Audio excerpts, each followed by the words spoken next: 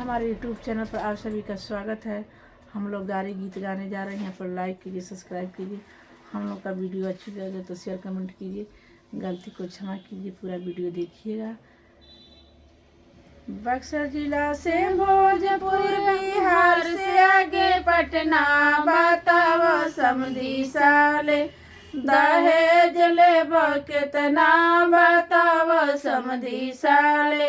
बक्सर जिला से भोजपुर, बिहार से आगे पटना, बताओ समधी साले दहेज लेब केतना, बताओ समधी साले दहेज लेब केतना, बताओ समधी साले। सास के बोली अड़बी तड़बी, ससुर के बोली नरमी, जड़ हट के बैठो बन्ना, बनी के होला गर्मी, जड़ हट के बैठो बन्ना, बनी के होला गर्मी, जड़ हट के बैठो बन्ना।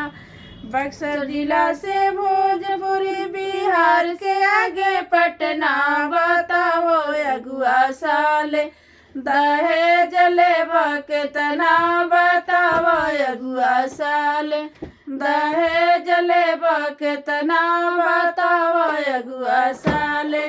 जेठान के बोली अड़बी तड़बी, भसुर के बोली नरमी, जड़ हट के बैठो बन्ना, बनी के होला गर्मी, जड़ हट के बैठो बन्ना, बनी के होला गर्मी, जड़ हट के बैठो बन्ना। बक्सर जिला से भोजपुर, बिहार से आगे पटना, बताओ भसुर साले दहेज लेब केतना, बताओ भसुर साले दहेज लेब केतना, बताओ भसुर साले दहेज लेब केतना, बताओ भसुर साले।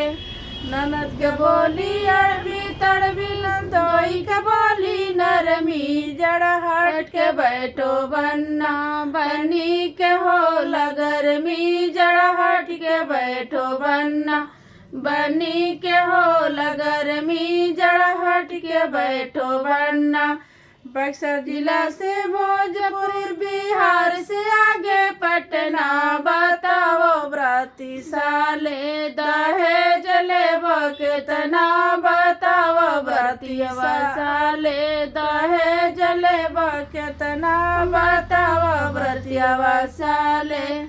ननद के बोली अड़बी तड़बी, नंदोई के बोली नरमी, बताओ अगुआ साले दहेज लेब केतना, बताओ अगुआ साले दहेज लेब केतना, बताओ अगुआ साले। ससुर के